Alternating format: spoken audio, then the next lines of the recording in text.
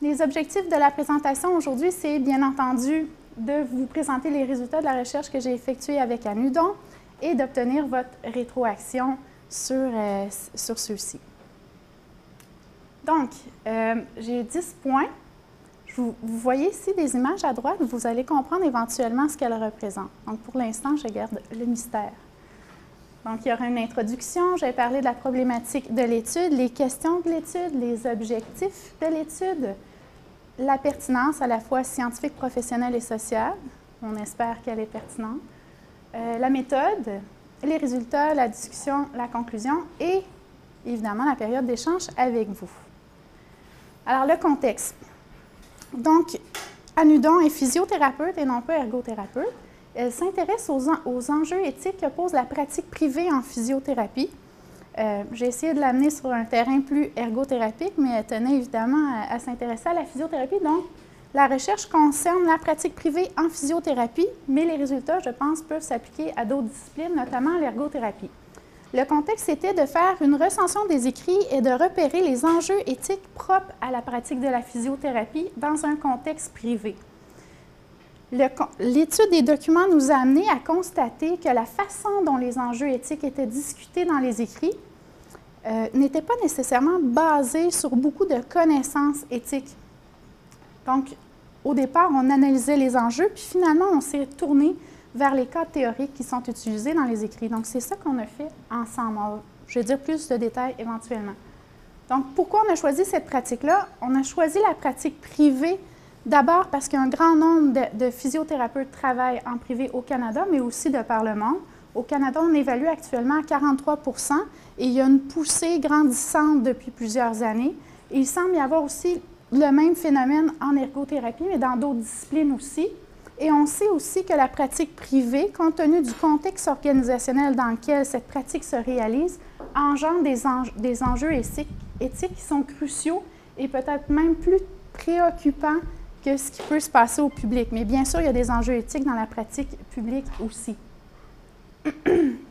Donc, objectif de départ, objectif de recherche. Donc, j'ai montré que tranquillement, la recherche a glissé vers documenter les enjeux, à étudier la façon dont les enjeux sont discutés. Donc, on a fait les deux recherches, en fait.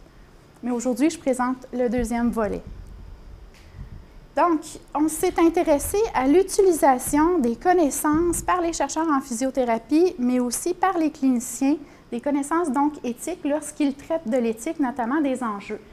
Ça nous a amené à regarder qu'est-ce que les autres chercheurs ont dit avant sur cet état des connaissances en physiothérapie notamment. Alors, Claxon en 1994, Swisher en 2002 et aussi Carpenter et Richardson en 2008 disaient déjà que l'état des connaissances était très faible. En fait, on discute de l'éthique, mais sur peu de fondements théoriques. Donc, on n'imaginerait pas une telle chose dans le domaine de l'anatomie, par exemple, ou dans le domaine de la neurologie. Donc, publier un article scientifique dans une revue neurologique, sans parler des connaissances, évidemment, de ce domaine. Mais ça existe en éthique. Donc, ça nous a troublés. Moi, en particulier, je dois dire, mais Anne aussi. Donc, c'est le point de départ.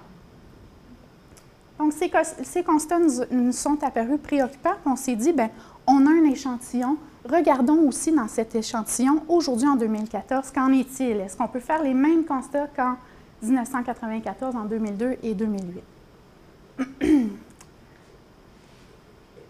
Alors, d'abord, il faut préciser, qu'est-ce qu'un cadre théorique? Et on aurait pu parler de cadre conceptuel, de cadre théorique, on s'en est tenu à cadre théorique pour différentes raisons que je n'expliquerai pas ici. Mais disons, un cadre théorique, on peut voir que c'est comme une fenêtre pour observer un phénomène. Et cette fenêtre-là nous donne des outils conceptuels, des construits qui nous permettent d'analyser, de comprendre le phénomène en question.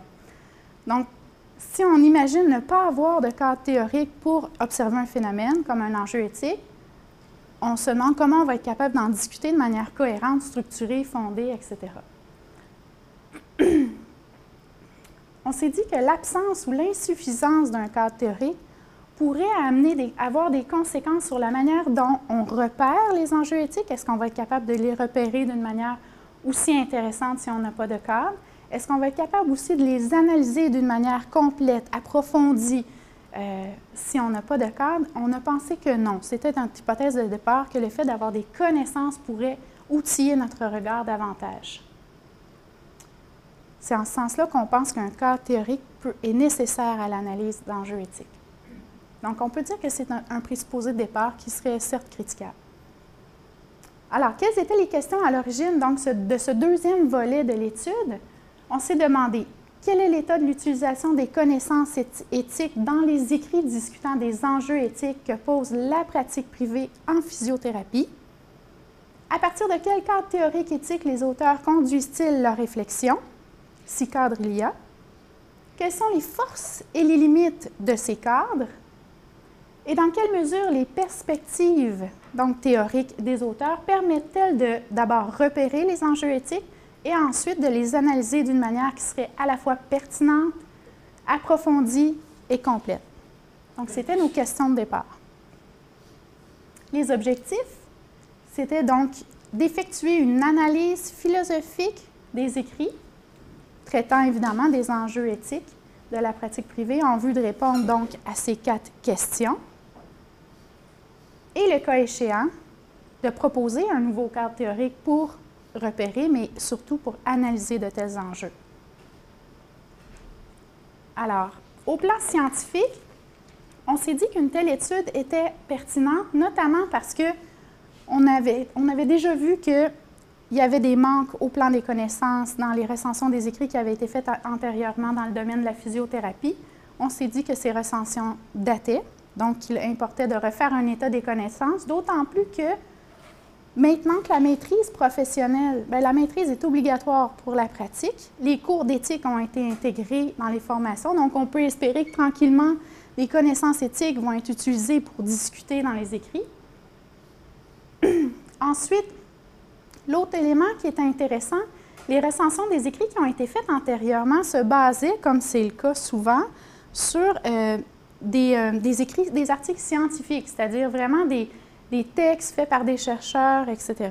Nous, on a voulu élargir le type d'écrit à pas seulement des articles publiés dans des revues de pairs, mais aussi par des écrits professionnels, parce qu'on s'est rendu compte en étudiant les enjeux que pose une telle pratique, que beaucoup de professionnels prenaient des positions éthiques dans des revues, dans des écrits professionnels, puis relataient, discutaient d'enjeux qui n'étaient pas documentés nécessairement dans les articles à revue de pairs. Donc, on a ouvert notre échantillon à ce type d'écrit. Bon, évidemment, au plan professionnel, comme toute pratique professionnelle soulève évidemment des enjeux éthiques, pour résoudre de tels enjeux, il faut des connaissances éthiques. Donc, l'idée de s'intéresser aux connaissances éthiques nous apparaît comme un prérequis, un fondement nécessaire. Pour savoir quelles connaissances doivent être transmises, encore faut-il savoir l'état des connaissances, donc des gens qui discutent de l'éthique, notamment des professionnels. Et le développement des connaissances, parce qu'à peu près tous les programmes d'ergothérapie et de physiothérapie sont des programmes à vocation approche pédagogique par compétences, mais évidemment, les compétences s'assoient sur des connaissances. Et on pense que plus les connaissances vont être solides, plus les compétences aussi vont être solides. Et l'exemple aussi de tout à l'heure, on n'imagine pas discuter d'anatomie, de physiologie sans référer aux connaissances, alors qu'en éthique, c'est fréquent. Au plan de la pertinence sociale, on pense que depuis la transformation des métiers en profession, évidemment, ce passage dans notre histoire a amené une gamme de responsabilités qui n'étaient pas nécessairement là au départ. Donc, parmi ces responsabilités, il y a évidemment des responsabilités qui relèvent de l'éthique. Et on pense que plus les professionnels vont être armés de connaissances et de compétences, plus ils vont être en mesure de résoudre ou de répondre à ces responsabilités-là et de mieux desservir la clientèle. Alors, qu'est-ce qu'on a fait? Au plan de la méthode, on a consulté 7 bases de données en utilisant 27 mots-clés qui étaient répartis dans 3 catégories. La catégorie éthique et professionnalisme, physiothérapie et réadaptation et la catégorie pratique privée. Ça nous a permis éventuellement de repérer 177 documents. Cela dit, on a élagué. Nos critères d'inclusion, c'était oui des articles scientifiques, mais aussi des écrits professionnels, en anglais et en français. les critères d'exclusion, c'était les livres et les chapitres d'ouvrages, notamment parce que souvent, la façon dont l'éthique était traitée, ce n'était pas propre à la pratique privée. Puis nous, c'était vraiment la pratique privée en physio qui nous intéressait. Et tous les écrits médico-légaux, parce qu'il y avait des textes qui faisaient des analyses strictement légalistes. Donc ça ne nous intéressait pas. Nous, on s'intéressait vraiment à l'éthique, et évidemment, l'éthique est distincte du droit. OK. Donc, 177 documents. Une analyse plus poussée des documents nous a permis d'en retenir au final 39. Donc, c'est ces 39 documents que nous avons analysés.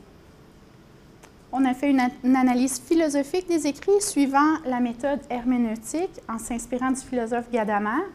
Donc, la méthode herméneutique est une méthode usuelle d'analyse de textes en philosophie. Je pourrais en parler plus s'il y a des questions éventuellement. Première chose qu'on a fait, une fois l'analyse, c'est un tableau synthèse pour tout mettre, donc les résultats de notre analyse de manière claire et synthétique dans un tableau. On a repéré d'abord les cadres théoriques. Est-ce qu'il y a un cadre théorique, oui ou non? Si oui, lequel? Quelles sont ses forces et ses limites? Selon 3 critères, donc la pertinence, l'approfondissement théorique et le fait que l'analyse éthique soit complète ou pas. Donc, voici les résultats. Et c'est des résultats sommaires, parce que je veux aussi parler du cadre qui a sorti finalement aussi, qui a été nécessaire. Donc, on a une colonne qui concerne les articles scientifiques, puis une colonne qui concerne les écrits professionnels. Au niveau des articles scientifiques, sur les 39 documents, il y en avait 7 articles scientifiques et 32 écrits professionnels. Parmi les articles scientifiques, il y en avait 2 qui utilisaient un cadre théorique, spécifiquement nommé, puis vraiment utilisé pour discuter donc, des enjeux. Dans les écrits professionnels, il y en avait 9. Donc, au départ, ça nous a un peu surpris parce qu'on pensait que les chercheurs allaient utiliser davantage les connaissances que les professionnels cliniciens. En y regardant de plus près, en fait, les 9 écrits professionnels étaient tous de la même auteure, Kirsch. Donc, ensuite, les 2 modèles utilisés par les chercheurs, c'était, excusez mon anglais, là, mais The Iceberg Model of Informed Consent. On va les regarder plus en détail ensuite. Et l'autre modèle, c'était The Moral and Legal Template for Healthcare Practice. Peut-être que vous les connaissez déjà. Le modèle qui était utilisé par Kirsch, c'était le RIP Model of Ethical Decision Making. Donc, pour conclure là, cet aspect-là, donc 71% des articles scientifiques n'utilisaient aucun cadre théorique et 72% des écrits professionnels. Donc, ça rejoignait notre intuition de départ en lisant les articles que l'utilisation des connaissances était quand même assez faible. Donc, si on remet tout l'échantillon ensemble, les 39 documents, donc 28% des écrits discutent des enjeux éthiques en référant à un cadre. Par contre, 40% donc, des écrits confondent l'éthique avec la déontologie professionnelle, c'est-à-dire que souvent on utilise un cadre théorique pour repérer l'enjeu. Une fois qu'on l'a repéré, on l'analyse à partir du code de déonto, donc on ne fait plus de l'analyse éthique. Donc au final, 95% des textes analysaient les enjeux éthiques sans référer à des connaissances. C'est-à-dire que le 30% environ des modèles utilisés servaient à repérer l'enjeu et non pas à l'analyser. OK. Donc, on va regarder rapidement les 3 modèles parce qu'il y a beaucoup de force quand même à ces modèles-là. Donc, je commence avec the Iceberg Model of Informed Consent. Donc, c'est un modèle qui a été développé par une dénommée Delaney en 2007. C'est un modèle qui est pyramidal, donc c'est vraiment une pyramide. Et c'est une pyramide à 8 niveaux. Et ça permet de dire à quel niveau le professionnel ou le clinicien, à quel niveau, dans le fond, se situe sa connaissance par rapport au consentement éclairé. C'est vraiment un modèle qui concerne le consentement éclairé uniquement. Donc, par exemple, le niveau 4, pour nommer le niveau 4, c'est le professionnel comprend ses obligations légales et déontologiques entourant le consentement éclairé. Et le niveau 8, par exemple, le professionnel comprend les assises philosophiques et axiologiques qui sous-tendent les théories de l'autonomie qui permettent d'avoir un regard critique sur les normes légales et éthiques. Okay? Donc, plus on est bas dans la pyramide, plus on a des connaissances éthiques approfondies. Alors, ces forces de ce modèle-là, c'est qu'il permet vraiment d'évaluer l'état des connaissances du clinicien dans son degré d'approfondissement théorique. Il permet aussi de clairement distinguer le droit, la déontologie et l'éthique. Et il permet aussi de s'assurer de montrer que le respect, le véritable respect du consentement éclairé des clients, des patients, peu importe le nom qu'on donne aux personnes qu'on dessert, donc nécessite une connaissance qui est par-delà les normes sociales, c'est-à-dire nécessite une connaissance des théories éthiques relatives à l'autonomie, par exemple, et à leur assise philosophique et axiologique. Les limites du modèle, évidemment, c'est que ça concerne que les enjeux éthiques relatifs au consentement éclairé, et il requiert, le modèle, l'utilisation de théories externes au modèle pour faire l'analyse des enjeux. Okay? Donc, quand vient le temps de faire l'analyse, il faut se référer aux théories philosophiques. Ensuite, le deuxième modèle, The Moral Legal Template for Healthcare Practice. Donc, ça, c'est un modèle qui a la forme d'une espèce de cube avec deux axes. Okay?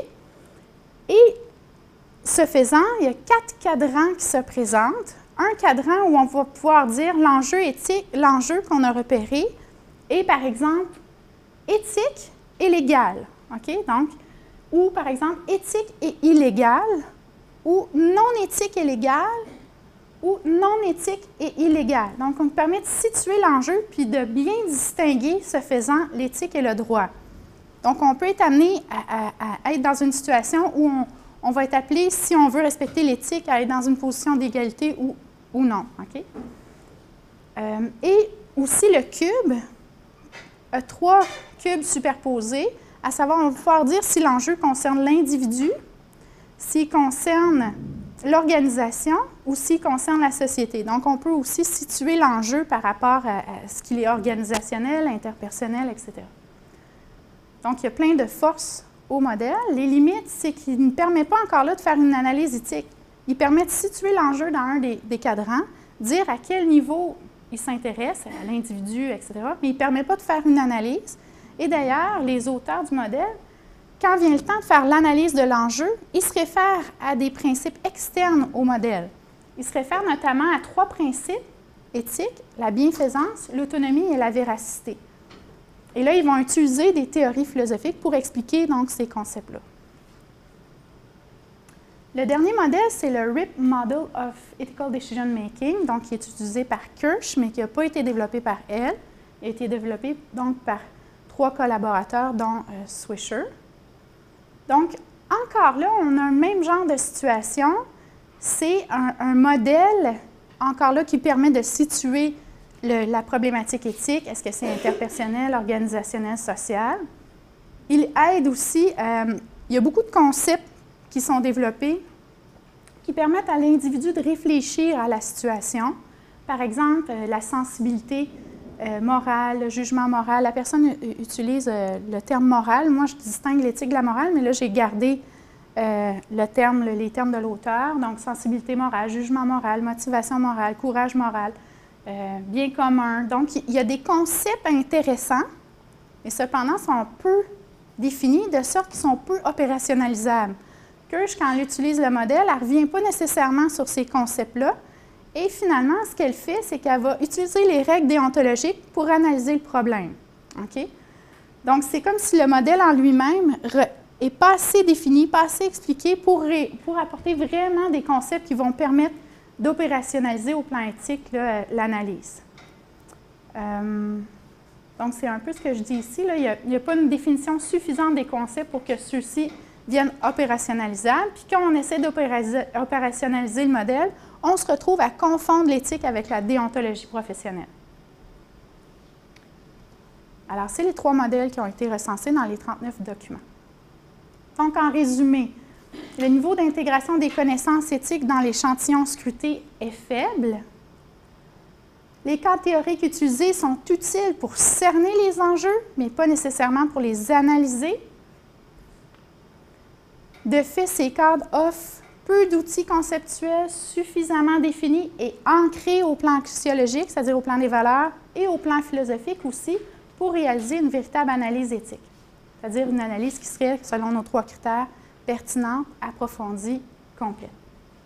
Donc, c'est ce qui nous a amené à proposer finalement un nouveau cadre théorique parce qu'on estime que les outils théoriques que sont les connaissances sont requis pour élever la réflexion éthique au-delà des opinions et des bons sentiments.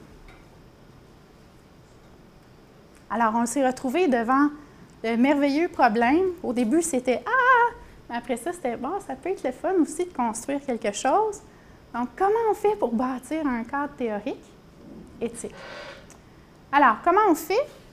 Ce qu'on s'est dit, c'est qu'on va s'inspirer des forces des modèles qu'on a étudiés, parce qu'il y avait beaucoup de forces qui étaient repérées dans les 3 qu'on a analysés. On s'est dit aussi qu'on allait s'inspirer des cadres théoriques déjà existants. Donc, il y en a plusieurs qui ont déjà des bons points. Bon, l'idée, c'était bien humblement là, de corriger les lacunes des cadres théoriques examinés, donc assurer vraiment que l'analyse éthique soit bien faite. S'arrimer évidemment aux recommandations des recherches antérieures qui se sont intéressées à qualifier l'état des connaissances des chercheurs et des professionnels en physio. On voulait ne pas être dogmatique, c'est-à-dire défendre une seule théorie éthique absolument, puis tenir comme si c'était la vérité. On sait qu'en éthique, on n'est pas dans le domaine nécessairement de la vérité. On ne voulait pas non plus être relativiste, c'est-à-dire tout se vaut. On ne voulait pas être incohérent non plus. Donc, on a essayé d'être ni dogmatique, ni relativiste, ni incohérent. Évidemment, on voulait être pertinente, c'est-à-dire, au plan théorique, on voulait aussi proposer des analyses éthiques qui soient considérées comme valides ou intéressantes, c'est-à-dire qu'on voulait des théories éthiques, par exemple, qui soient des stades 5 et 6 de Kohlberg. Je vais revenir là-dessus bientôt. Puis, on voulait aussi qu'il soit relativement facile à opérationnaliser le cadre.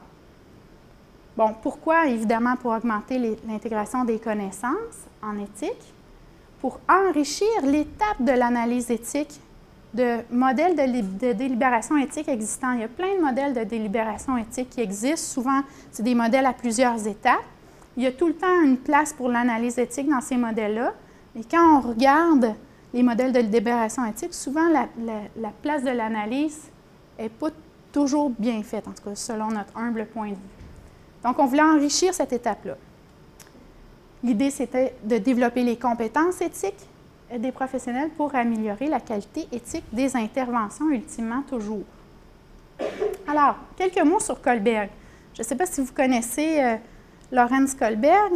Est-ce qu'il y en a qui connaissent Kohlberg, qui en ont entendu parler? Vous pouvez lever la main? OK, quand même. Bon, je vais passer assez vite. Lorenz Kohlberg, dans le fond, c'est un psychologue cognitiviste états-unien qui est décédé maintenant, qui s'est intéressé au développement du raisonnement éthique chez l'être humain. Kohlberg suit Piaget. Hein? Piaget avait déjà commencé à s'intéresser à ça. Et Kohlberg a développé une théorie en 6 stades. Bon, parfois, il y en a eu 7, parfois, il y en a eu 5, parfois, il y en a eu 8, mais au final, il y en avait 6. Donc, moi, ce que je retiens de Kohlberg, c'est vraiment le Kohlberg final, la dernière proposition théorique qu'il a faite, à la lumière des nombreuses critiques qui lui ont été faites. Hein? Kohlberg a eu quand même pas mal de critiques qui ont été faites contre sa théorie. Donc, la vision de Kohlberg que je retiens, c'est la dernière, celle où il s'est entendu aussi avec Carol Gilligan, entendu pas complètement, mais quand même assez bien, pour convenir qu'au stade 5 et 6, les stades considérés de maturité éthique, on peut inclure donc 3 théories, 3 grandes familles de théories, à savoir la théorie éthique utilitariste, la théorie éthique déontologique et la théorie éthique des vertus. Okay? Donc, rapidement, là, les stades, c'est 3 niveaux, niveau pré-conventionnel, conventionnel et post-conventionnel. Le niveau pré-conventionnel, on est à un stade plus jeune en général dans notre vie, donc où l'égocentrisme et l'individualisme dominent. Donc, c'est, par exemple, ce qui est éthique à ce stade, c'est répondre à mes intérêts personnels sans nécessairement considérer ceux d'autrui. C'est agir de manière éthique parce que j'ai peur de la punition. Bon, c'est des exemples. Niveau conventionnel, stade 3 et 4, c'est l'éthique du troupeau, par exemple. Bien, Ce qui est éthique, c'est de faire comme mon groupe d'appartenance fait. Bon, évidemment, ça peut être non éthique. Puis l'étape 4, l'éthique légaliste, c'est ce qui est éthique, c'est faire ce que la loi ou les règles sociales me disent. Bon, ça, c'est le stade 4. Alors, dans notre cadre d'analyse, on a essayé de prendre des théories de stade 5 et 6 de Colbert, donc les théories qui sont considérées plus intéressantes d'un point de vue éthique. Ça va? Vous me suivez? OK. Alors, on l'a appelé le cadre théorique éthique. Bon, ça manque d'originalité peut-être. Si vous avez des suggestions, elles sont les bienvenues. Donc, on s'est dit, pour qu'une analyse éthique soit complète et approfondie, pertinente, etc., elle doit s'inspirer donc de théories éthiques pertinentes, donc de théories éthiques des stades 5 et 6 de Colbert, mais ça, ce n'est pas suffisant. Elle doit aussi s'inspirer des valeurs et vertus, principes des acteurs de la situation. OK? Donc, ça, c'était des recommandations qui venaient des écrits. Donc, autrement dit, elle devrait combiner à la fois une approche dite universaliste ou déductive et une approche plus inductive ou particulariste. Je vais décrire ces deux versants-là bientôt. Donc, c'est pourquoi on a voulu que le cadre s'arrime donc à cette idée qu'on trouvait intéressante dans les écrits, qu'elle soit à la fois déductive et inductive. Ça amène l'aspect complet de la réflexion. Alors, pourquoi le cadre est déductif? Il est déductif parce qu'il s'inspire de théories qui sont considérées pertinentes ou reconnues dans le domaine de la philosophie, mais aussi dans le domaine de la bioéthique, notamment la théorie éthique utilitariste et la théorie éthique déontologique. Mais il est inductif aussi parce qu'il repose sur une approche casuistique, c'est-à-dire une approche de cas par cas, qui met de l'avant la méthode privilégiée de l'éthique de la sollicitude, soit l'approche narrative. Voilà. Donc, on voit les images de tout à l'heure. C'est dire que le cadre, il y a à la fois la tête dans le monde des idées, mais aussi les pieds dans la réalité clinique. Donc, c'est ce qu'on voulait, puis c'est ce que je pense a permis l'alliance avec Anne. Anne, qui est une physiothérapeute clinicienne, bon, moi qui est plus du domaine de la philo. Donc, nos débats ont amené ce modèle-là, fait que c'est enrichissant de travailler en équipe. Alors, quelques mots sur l'approche déductive. Alors, deux théories éthiques universalistes, donc deux angles d'analyse qui peuvent enrichir l'analyse de l'enjeu éthique. Une approche, donc, conséquentialiste, la théorie éthique utilitariste. Donc, c'est une image qui représente bien l'utilitarisme parce que l'utilitarisme, le principe fondamental, c'est le plus grand bonheur du plus grand nombre ou le bien-être collectif, l'utilité publique. Alors, on veut le bien-être de la collectivité, puis on n'est pas capable nécessairement de reconnaître son conjoint ou son enfant dans la foule. Là, chacun compte pour un, donc on est impartial, etc. Ici, c'est l'éthique déontologique. Donc, l'éthique déontologique, c'est l'idée des droits et des devoirs. Donc, chaque individu a des droits parce que tout autre a des devoirs envers lui, etc., etc. Donc, je passe assez vite, là, mais pour montrer là, la structure du cadre en général. L'approche déductive, deux sources. Donc, d'analyse particulariste. D'abord, l'éthique des vertus ou l'éthique de la sollicitude, dont la méthode privilégiée, c'est vraiment l'approche narrative, c'est-à-dire de rencontrer le client, le patient, d'essayer d'obtenir sa perspective, son point de vue, ses valeurs, ses préférences et d'en tenir compte, évidemment, dans la décision et dans l'analyse de l'enjeu, mais aussi les valeurs professionnelles des membres de l'équipe, donc qui doivent aussi éclairer la situation. Donc, il doit y avoir des discussions en équipe sur les valeurs et peut-être plus aussi d'études sur les valeurs professionnelles. Moi, c'est un enjeu que je documente ailleurs, dans d'autres occasions, mais c'est un aspect, je trouve, qui est négligé dans la littérature. Donc, le cadre un peu schématique, donc l'approche déductive en haut à gauche, deux angles pour faire l'analyse, et aussi l'approche inductive, deux angles donc pour faire l'analyse. Donc, le cadre, c'est comme si on observe à travers un microscope une situation à 4 microscopes différents. C'est comme une table, on a un peu d'intervenants, on est assis autour d'une table, imaginons qu'on a 4 regards différents sur l'analyse, et en partageant, en discutant ces différentes perspectives, on arrive à une analyse éthique peut-être plus complète, pense-t-on, plus pertinente, plus approfondie. Donc, peut-être dans les idées, mais aussi pied dans la clinique. Alors, quelques mots sur l'éthique conséquentialiste ou la théorie éthique utilitariste. Vous voyez en bas à gauche Bentham, Mill, Peter Singer, ce sont des philosophes qui ont contribué à cette théorie depuis le 18e siècle. la valeur fondamentale de la théorie éthique utilitariste, c'est le bonheur ou le bien-être. Donc, qu'est-ce que cet angle-là apporte à l'analyse d'enjeux éthiques? Bien, d'abord, il permet d'anticiper les conséquences positives et négatives des alternatives envisagées sur tous les acteurs de la situation. Donc, souvent, quand on est un intervenant, on a tendance à considérer la personne qui est devant nous, le client, le patient, bon, etc. Mais on ne pense pas nécessairement tout le temps à ceux qui sont en attente de service.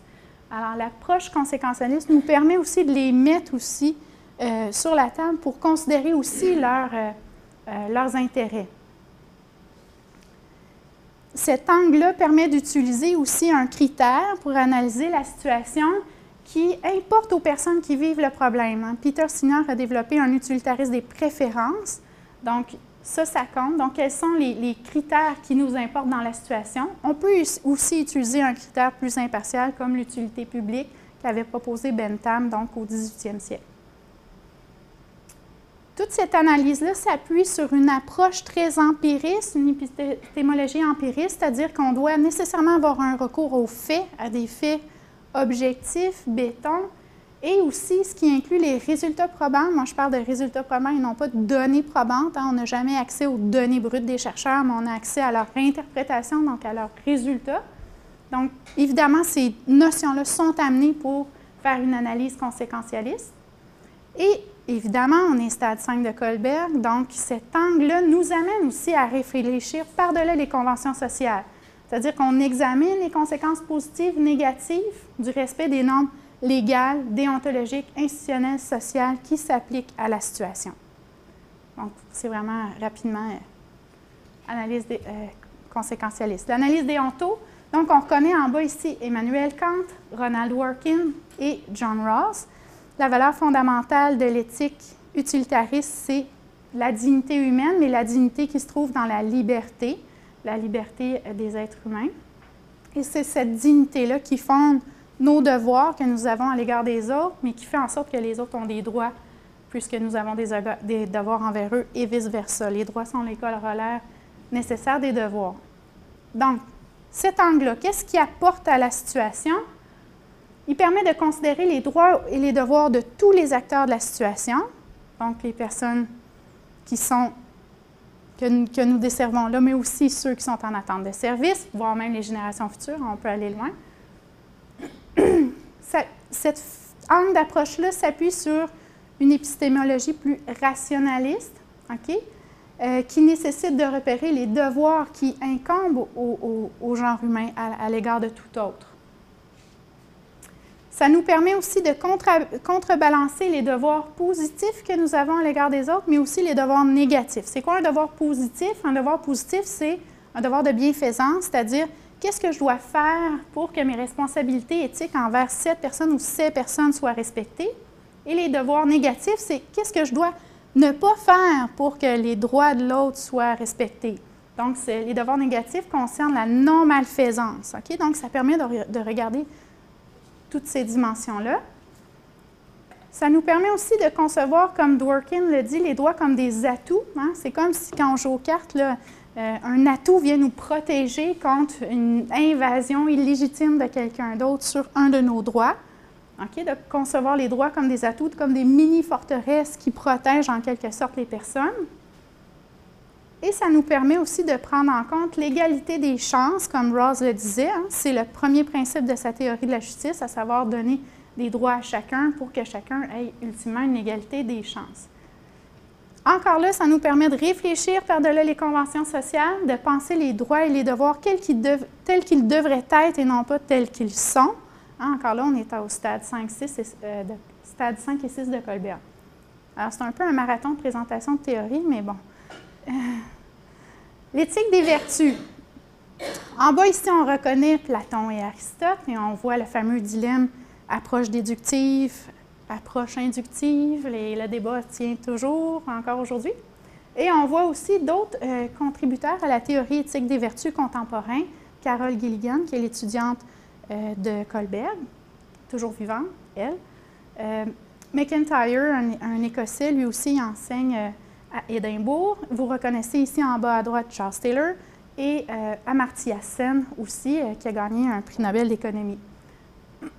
Donc, L'analyse casuistique que permet l'éthique des vertus, l'analyse cas par cas, permet notamment de considérer la vulnérabilité relative des personnes, ce que les autres théories, pour l'instant, n'avaient pas abordé nécessairement. Hein, c'est comme si dans les théories éthiques déductives, on considère nécessairement que tout le monde à peu près devrait s'en sortir de la même façon dans la vie. Donc, on ne regarde pas nécessairement, peut-être un peu chez Rawls, là, mais la vulnérabilité relative des personnes. Donc, de prendre en compte les relations de pouvoir qu'il y a entre les individus et surtout pas d'abuser de cette relation de pouvoir-là. Évidemment, la relation d'aide vient de manière inhérente avec une inégalité de pouvoir. Donc, l'approche casuistique permet d'en tenir compte. L'approche casuistique aussi permet d'adopter une posture éthique où la sollicitude se présente comme la vertu première de l'intervenant. Et ça, en général, c'est comme si, quand on est intervenant, on l'a un peu d'emblée. Et disons, ça nous le rappelle, en tout cas, si ce n'est pas le cas. Ça nous permet aussi d'utiliser une approche narrative pour aller vraiment documenter la subjectivité de la personne qu'on dessert. Donc, sa perception à elle, ses valeurs, ses intérêts. Le fait d'être à l'écoute de cette subjectivité-là permet aussi à l'intervenant de développer toute une gamme de vertus ou d'excellence de caractère. Par exemple, l'accueil, l'écoute, le respect, la compassion, la tolérance, l'ouverture, la sollicitude, etc., etc. Donc, dans l'éthique des vertus, on est vraiment dans l'idée de s'améliorer individuellement comme personne et non pas de réformer les structures sociales, comme c'est le cas avec les deux théories qu'on a vues avant. Donc, ça permet d'humaniser, de personnaliser les soins, d'éviter le paternalisme médical où on va imposer une certaine conception du bien à un client ou à un patient. Le quatrième axe, l'axe des valeurs professionnelles. Alors, il permet d'examiner l'enjeu éthique à partir des valeurs donc des professionnels, des valeurs de l'équipe, de nommer ces valeurs-là. Souvent, on ne les nomme même pas, donc de les nommer, de se les partager, d'en discuter, d'identifier donc les balises axiologiques, c'est-à-dire les valeurs qui seraient comme adéquates ou devraient être souhaitables dans la situation. Donc, de parler d'éthique en clinique, autrement dit.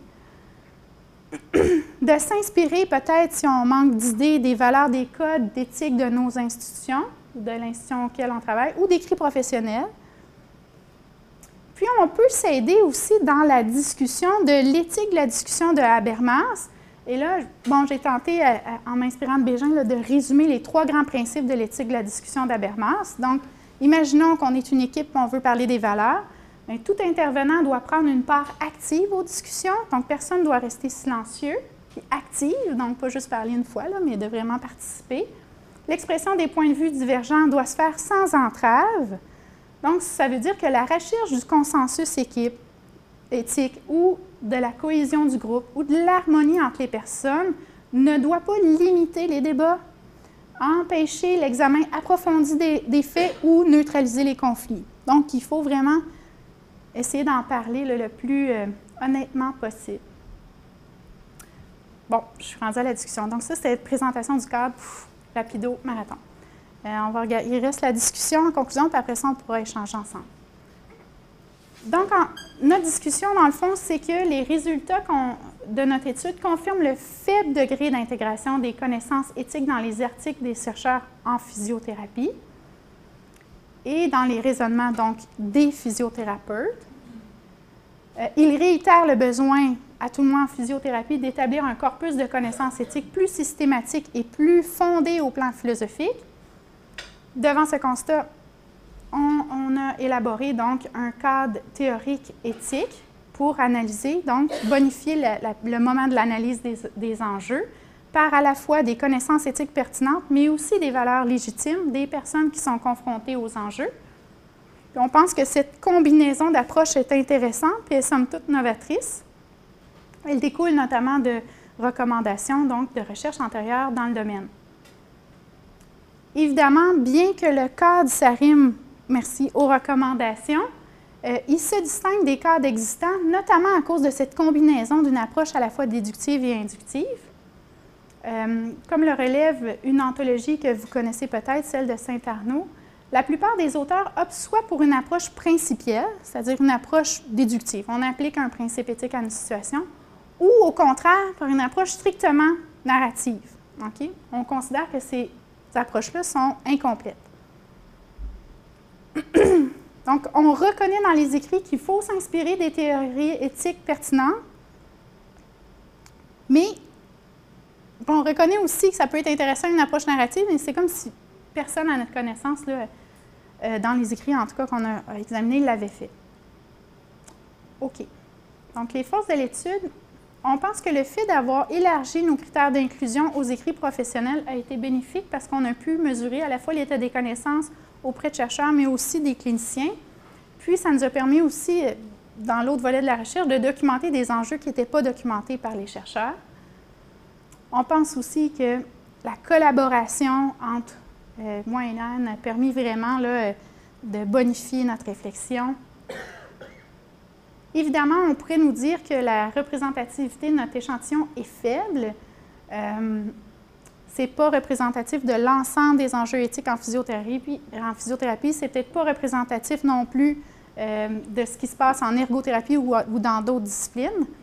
Pour avoir analysé les enjeux éthiques en ergo, j'ai l'impression qu'on arriverait à des résultats semblables, mais il faudrait le faire. On ne peut pas l'affirmer hors de tout doute. C'est sûr qu'en soins infirmiers et en médecine, les réflexions éthiques datent de plus longtemps. On peut penser que c'est moins grave dans ces disciplines-là, mais encore là, il faudrait le vérifier. Évidemment, le cadre théorique proposé n'a pas été testé empiriquement. En fait, une partie du modèle a été testée empiriquement avec mes étudiants qui subissent mon enseignement là, depuis quelques années, mais auprès de cliniciens, là, la combinaison des deux, ça n'a pas été fait non plus auprès des étudiants. Ça va être la première fois cette année. Donc, conséquence pour la pratique, bien, définitivement, cette recherche-là a montré un besoin de soutenir peut-être davantage les professionnels au plan éthique dans leur formation, à tout le moins en physiothérapie, d'où la proposition d'un nouvel outil qui, on souhaite, pourra être utile, compte tenu que le niveau d'intégration des connaissances, on l'a vu, est somme toute faible. Donc, autre conclusion, peu d'outils permettent vraiment de faire une analyse complète, donc pertinente, approfondie, etc. Donc, on espère que cet outil-là pourrait bonifier l'étape de l'analyse. Dernière chose, évidemment, il faudrait faire des recherches futures sur l'utilisation des connaissances éthiques auprès de d'autres enjeux en physio, en ergo ou dans d'autres disciplines, comme je l'ai dit tantôt. Puis, il faudrait faire des recherches futures aussi sur le cadre, voir est-ce qu'il peut vraiment être utile aux cliniciens ou si c'est trop compliqué, ou etc. Donc, ça, c'est les références citées dans le PowerPoint. Merci de votre attention et là, j'ai hâte de discuter avec vous.